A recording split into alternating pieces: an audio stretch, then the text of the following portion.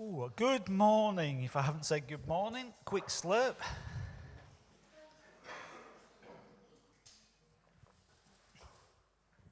We're in part 6. Part 6, can you believe, of this series, Shooting for the Moon, looking at what Jesus wants for our lives and examining that through the 7 signs or the 7 miracles that we find in John's Gospel. And it's going to point us to who Jesus is and what he's about, what that means for us. And if you've been with us, you'll know we've been using the space race as a backdrop to this, most particularly the race to get to the moon, to put a man on the moon. We're going to jump straight in with today's story, for starters. It's another remarkable miracle concerning a man who sees the light of day for the very first time in his life. Imagine that. Imagine if you had never seen the moon.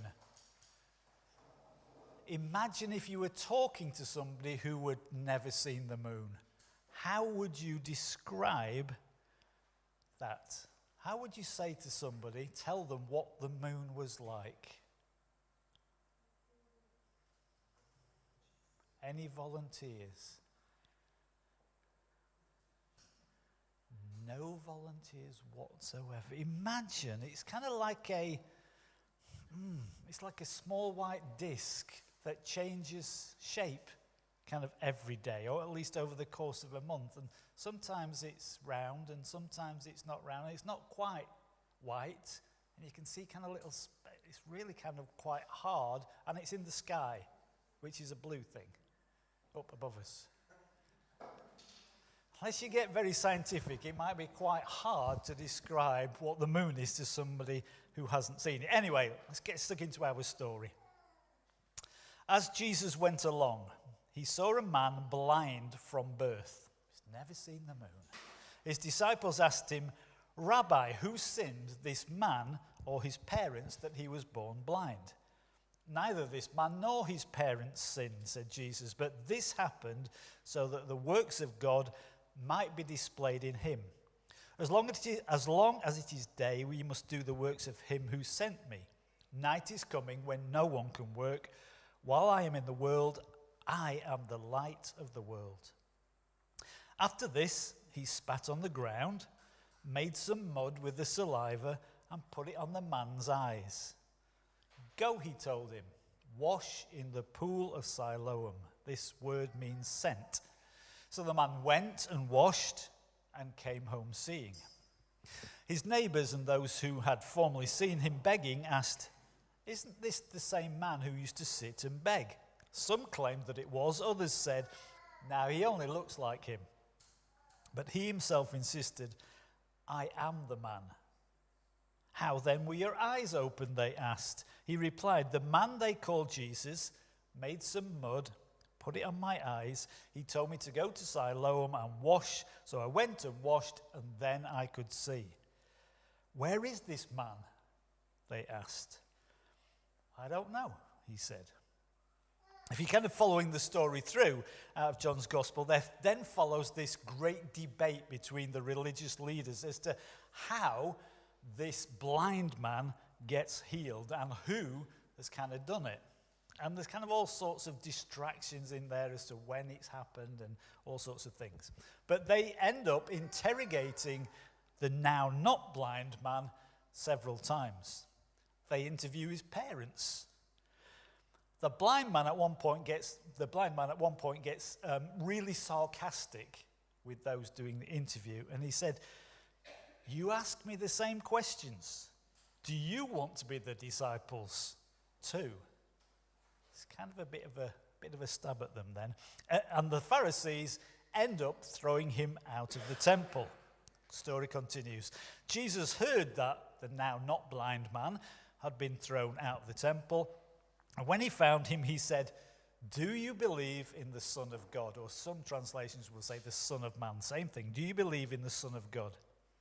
"Who is he, sir?" the man asked. "Tell me so that I may believe in him."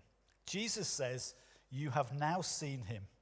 In fact, he is the one speaking with you." Then the man said, Lord, I believe. And he worshipped him.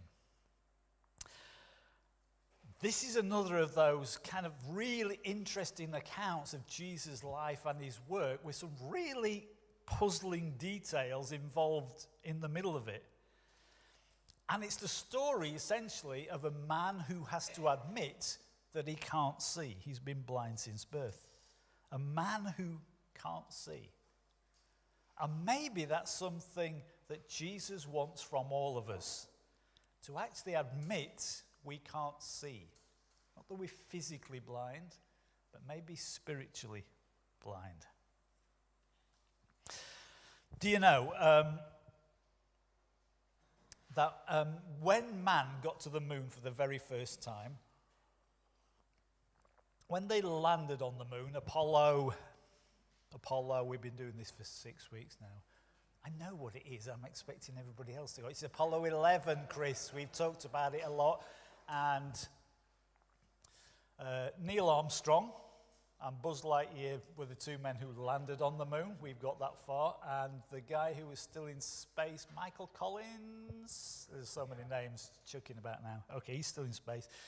When the craft came to land on the moon, and Nigel touched on this, it overshot where it was supposed to land. It overshot, and Nigel was talking about it. They nearly ran out of fuel. They were within 15, 16 seconds of running out of fuel when they landed, which would have been a problem when they set back off again, as you can imagine. But they kind of overshot the landing, and it's very technical, but I think when I don't know, when the thrusters went off at some point, they were more powerful than they thought. So they kind of went, and I hope Martin's nodding along, but he's not. Yeah, he is, yeah. They kind of overshot the landing. They were a few miles away from where they thought they were going to be. And kind of as they planned a new landing, they spotted that the new landing place was filled with boulders. The astronauts, to quote, said they were the size of Volkswagens. Not a good place to land when you're landing with spindly little legs. There's no wonder everybody thinks this is all made up, is there? Anyway, they kind of overshot that a bit, and as they came into land, what they hadn't reckoned with was that the moon actually wasn't made of green cheese. They hadn't factored that into it at all. But actually it was made of rock, but with a layer of dust on the top. And so as they came down, what happens? Exactly, except dust doesn't go like that because gravity is quite different on the moon. So it shoots off in all directions, and literally they can't see where they're landing. They're literally going in blind and trusting that the landing ground is level. Maybe we've all been into situations where we are going in blind. We're going through something and we don't really know where we're navigating or what we need to do or how we're supposed to get there. I know a couple of people who, kind of one I know and one's very close, who are going through cancer at the moment. And Prince Charles is not one of those two. He is going through it, but I don't know him. I just want to make that plain. And you head into that blind. Lots of people have gone through it, but you really don't know what it's going to be like. You don't know what you're supposed to do. You don't know what the outcome is going to be. Maybe we've been in that position where we head into something blind. Let's pray. Father, I pray for anybody who's going through a situation where it feels dark, where it feels like they're almost blind. And I pray that you would help them to make sense of the darkness, to know that there is grace around, that you offer your hand and your help and your healing too. And I pray too for the rest of us just to be filled with grace, to help those around us who might be going through a blind situation even now. Amen.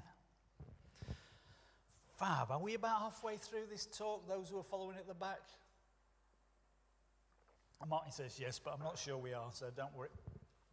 I didn't have breakfast this morning. I'm feeling a little bit peckish, but I realise it would be rude just to stand here and eat this bowl of crisps. So I'm going to kind of offer them round. Please have a crisp. Please do take a crisp. Linda, you don't like a crisp. That's fine. Would you like a crisp? Just one, Ken, just one. Sorry, for those who are watching on screen, I am now handing round crisps.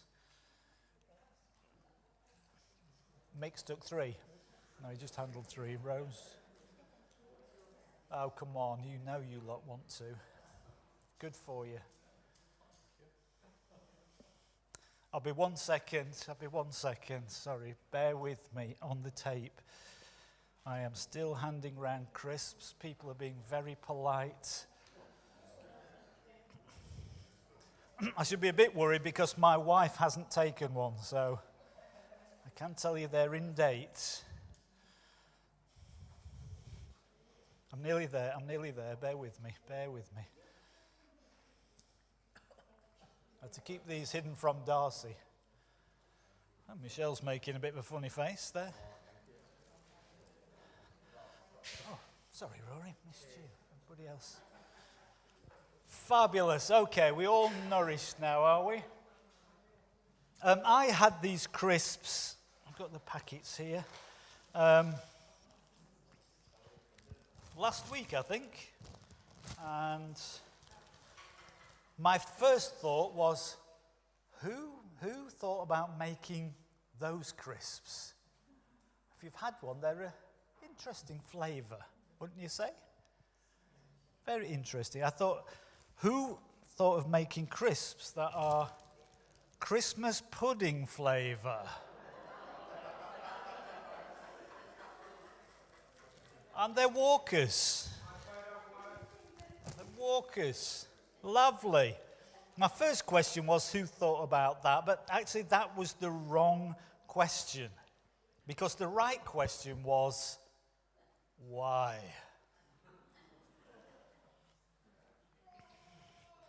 Let's go back to our story and how this all started. The people have just tried to stone Jesus, and he's gotten away, and he's walking along, and what? A blind man asks him for bread. No. A blind man asks Jesus to heal him. We don't get any indication of that. This all happens because Jesus saw the blind man. Jesus noticed him. It was Jesus himself that prompted himself to stop. You see, if you hear nothing else this morning, apart from crisps that are Christmas pudding flavoured, Jesus notices those in need.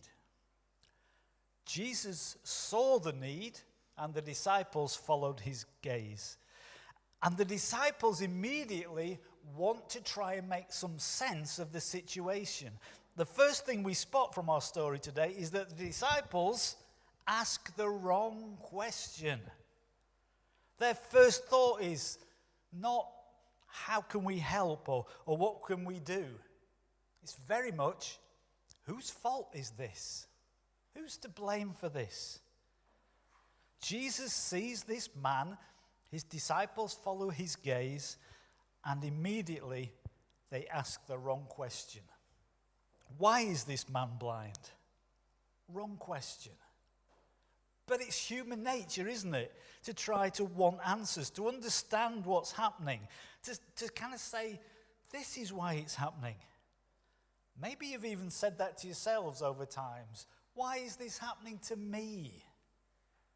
Why me?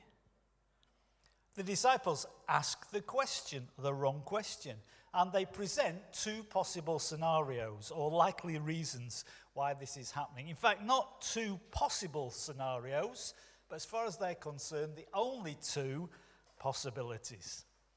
A, this man sinned, and this is why he's like this. The blind man himself sinned, that's why he's like this. And 2, this man's parents sinned, and this is why he's like this. The disciples ask the wrong question. And today we might pillory them for asking such questions.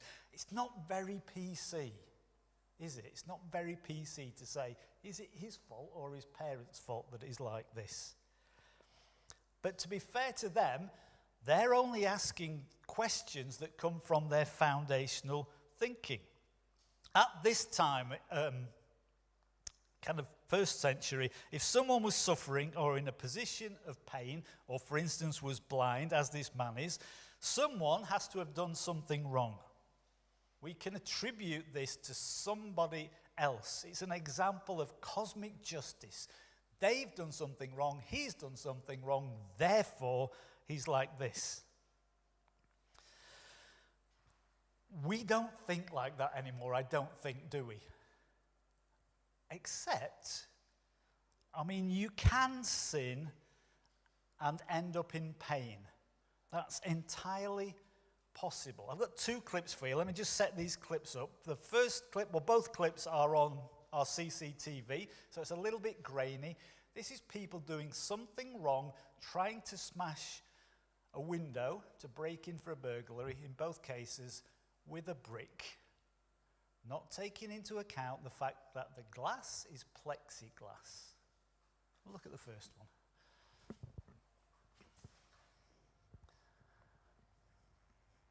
Here we go. Throw the brick. Oh. Can we see that one again, Martin? Is that all right? Yeah. Let's roll it through again. He literally throws it in against his mate's head.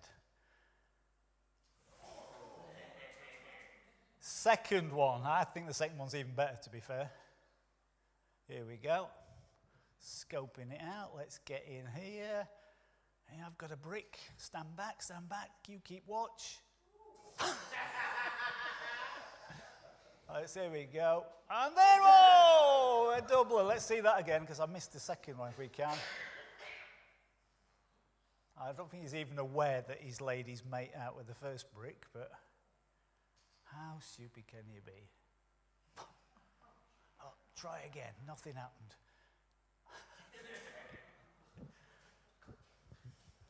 Genius. You can sin and end up in pain. That's entirely possible. It's also true that a parent can do something that causes their children to suffer as a result. I mean, physically you can do something that means your child suffers, but actually the way we are can mean our child suffers. We can be either, I heard one person talk to it in this kind of context. You can be a ghost as a parent or an ancestor. A ghost is somebody who will kind of haunt your child and just put on them all the mistakes that they've made.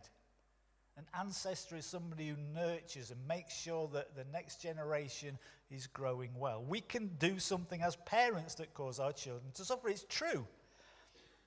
But the lie in this story is that every time you see pain, there's someone specifically to blame. Now, if you're a Christian, I've been a Christian for a while, you will know that sin in general is responsible for all suffering. God created a perfect, sin-free, suffering-free world. And so, kind of come the fall, when sin came in, that's when pain and death took place, kind of came into the world. So it is true in that very general way.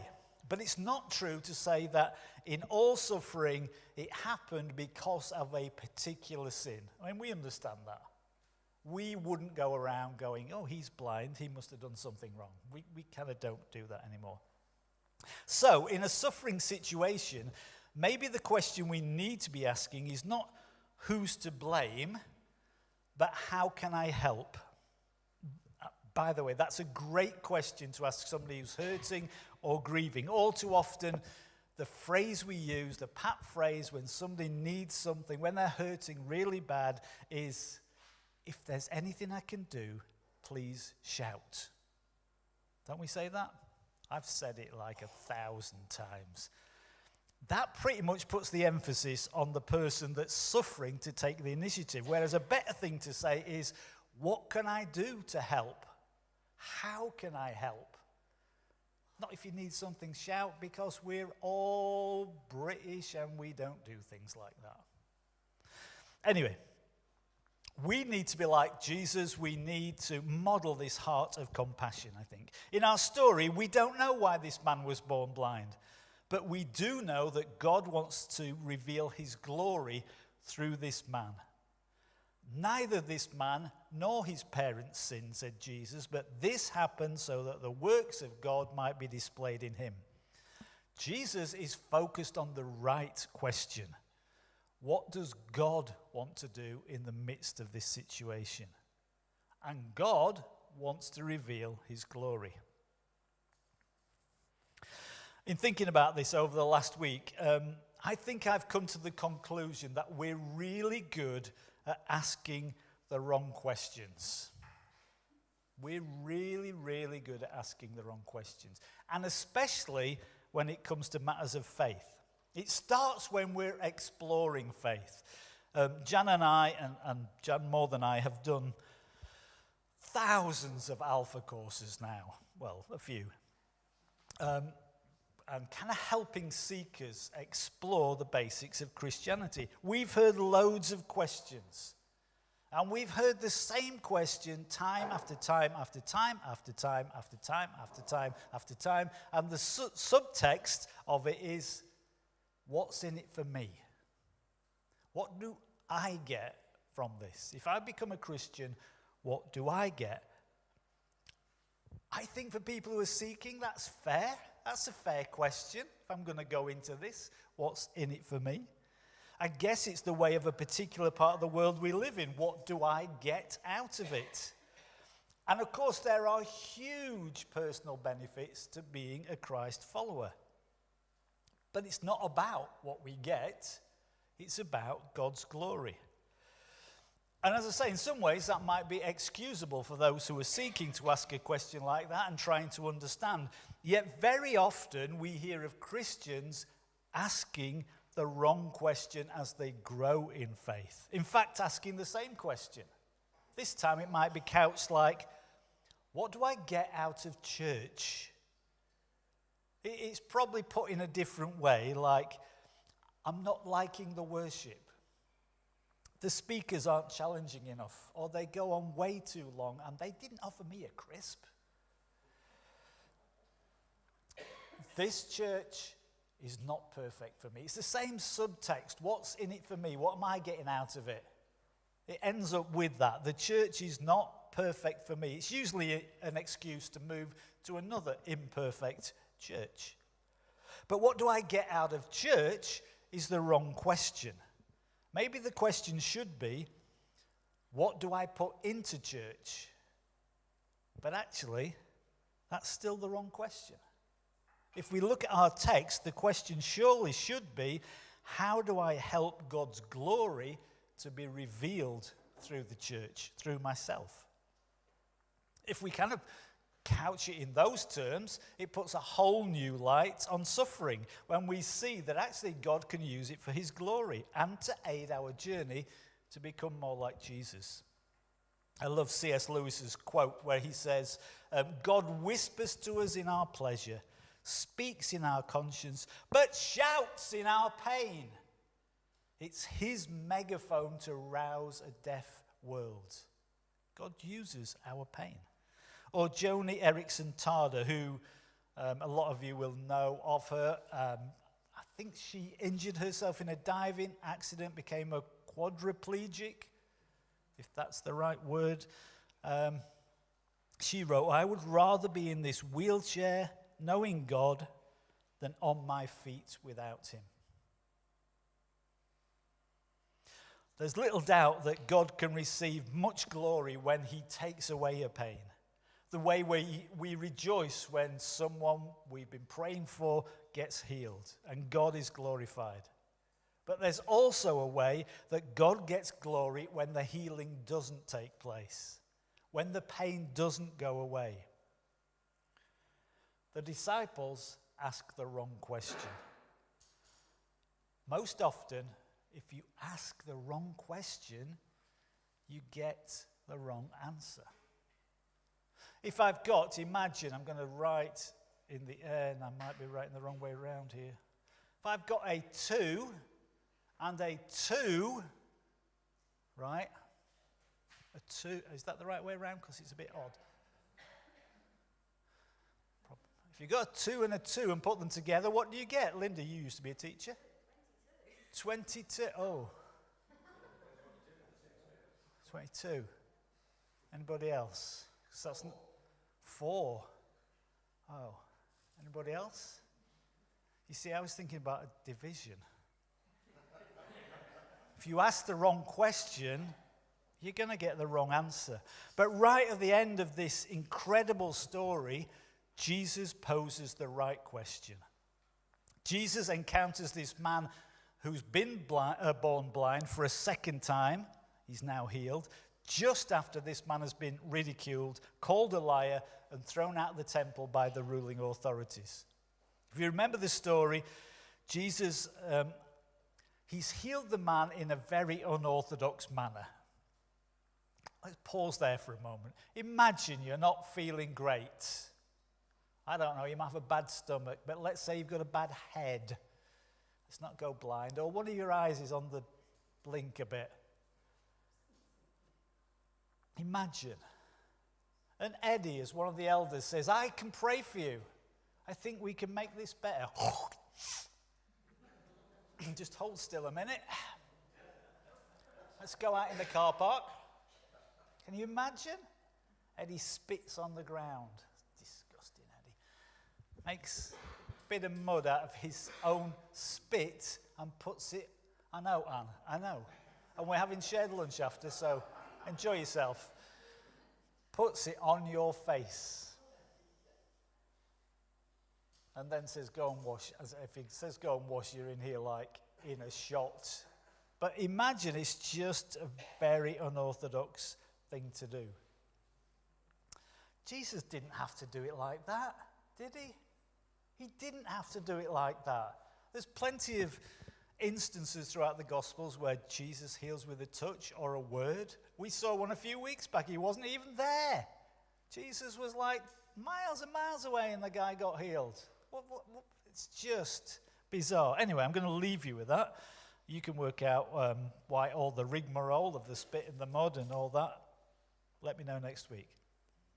But perhaps it's a picture of the cross in a very random way. 1 Corinthians 1:18 says, for the message of the cross is foolishness. And so is spitting on the ground and making it into mud. It's foolishness to those who are perishing, but to us who are being saved, it's the power of God. A man gives himself to die on a cross, doesn't argue about it, doesn't loudly protest his innocence.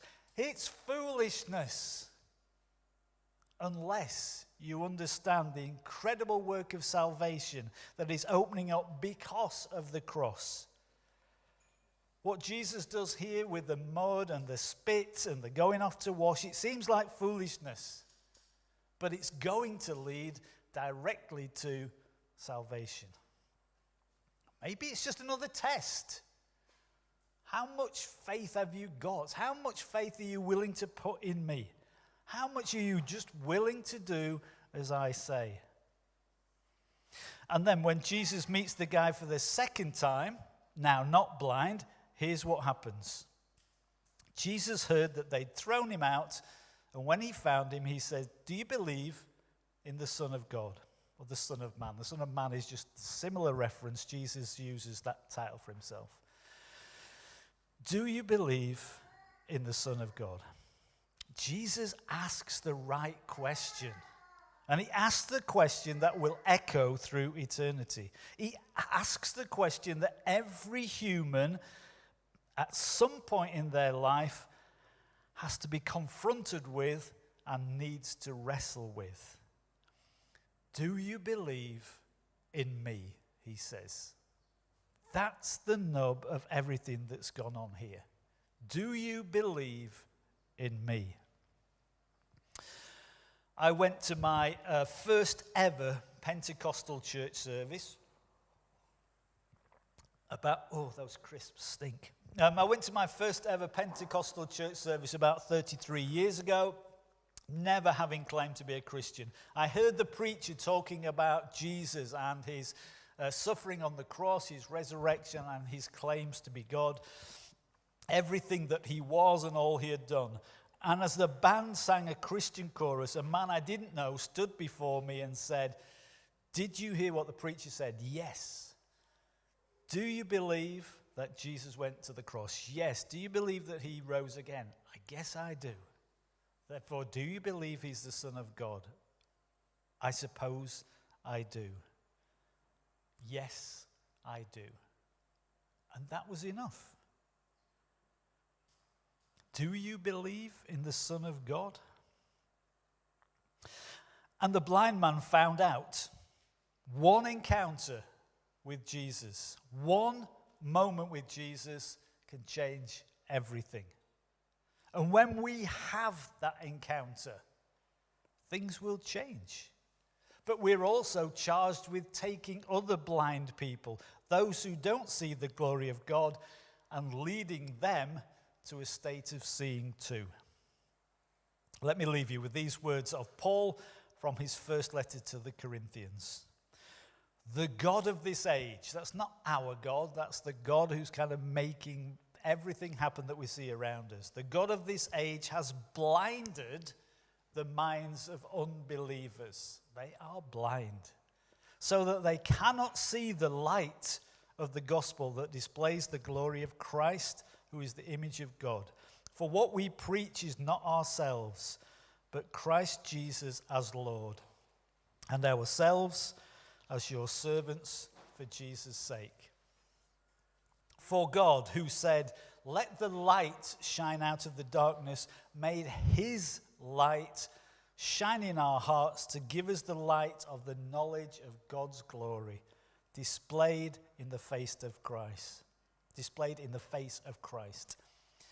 But we have this treasure in jars of clay. It's within us. We are not perfect people. To show that this all-surpassing power is from God and not from us. Our blindness is taken away that we may reflect and reveal God's glory. The glory goes back to him. So the right question is, do you believe? Let me pray. Father, again, we just thank you for your word. We thank you for stories that maybe some of us are really familiar with, but actually just seeing them afresh again just re-energizes us, just takes away some of those scales that maybe started to build up on the eyes, or helps us to see something fresh. Help us wherever we are on that journey to see afresh today, to see that we don't have to be blind, that we can be fully seeing, that we can know and be known by you, and that we can reflect the glory of God. Not that we have to walk about as if we're in a dust cloud, as if we can't see anything, but that everything can be so clear in our lives. And if kind of lots of this I've said this morning, really you've got no idea what I'm talking about, or you kind of are going through something and you want to be better, you want to feel Jesus' touch, or you want your eyes to be opened that you can see better, then please talk to somebody afterwards. I'm sure they will be delighted to help you. Somebody will probably